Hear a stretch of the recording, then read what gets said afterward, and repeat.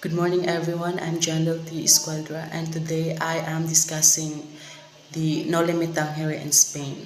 This is just a continuation of the Rizal's first homecoming.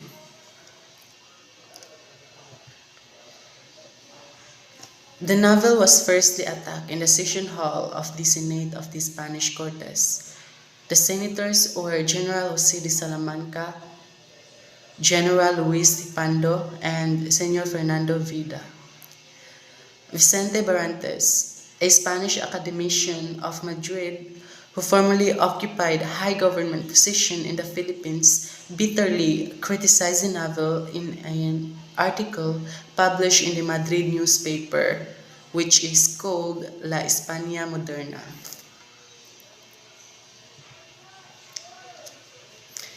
In spite of the people who are against the Noli Me Tangere, there are also people who defend Jose Rizal's artwork, which are such as Marcelo H. del Pilar, Garciano Lopez Haina, Antonio Marigidor, and Marciano Ponce rushed to uphold the truths of Nole, as well as Father Francisco de Paula Sanchez, Rizal's favorite teacher in Ateneo, defended and praised the novel in public.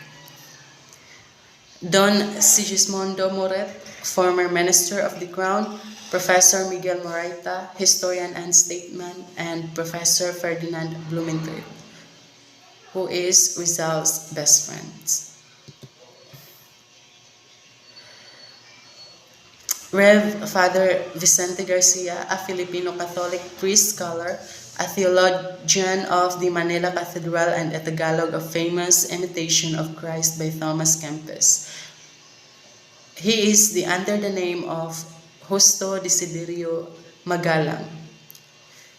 He wrote a defense of the novel published in Singapore. Rizal cried because of his gratitude to his defenders, especially to Father Garcia, who defended him unexpectedly. He attacked Barrantes by exposing his ignorance of Philippine affairs and mental dishonesty, which is unworthy of an academician.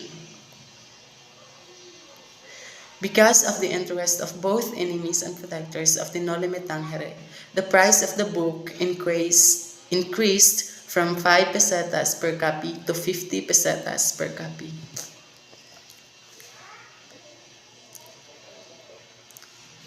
While the accusation of the Noli Me Tangere agrarian problem in Calamba also happened. Influenced by the novel, Governor General Emilio Terrero ordered a government investigation of the friars' estates to remedy whatever iniquities might have been present in connection with land taxes and with the tenant relations. One of the friar estates affected was the Calamba Hacienda by the Dominican order since 1883. Upon hearing about the investigation, the people in Calamba asked help from Rizal to gather facts and list grievances so that the government may institute certain agrarian reforms. Here is the findings submitted by Rizal.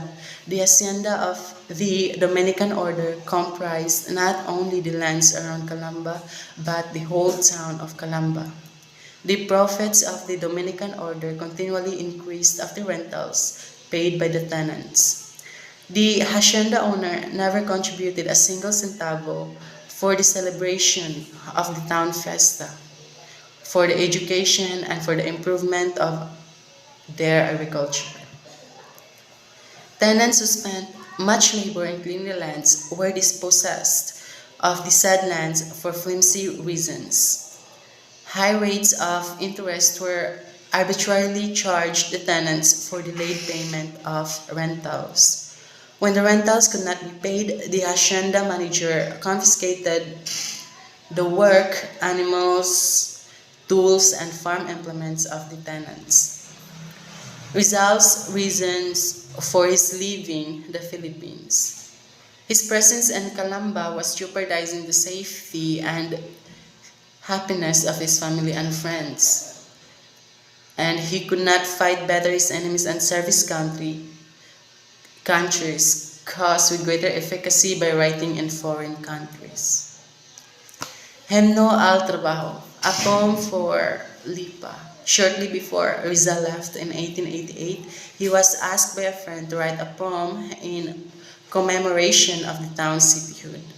Hymni al Trabajo, or translated to English as Hymn to Labor. Title of the poem dedicated to the industrious people of Lipa.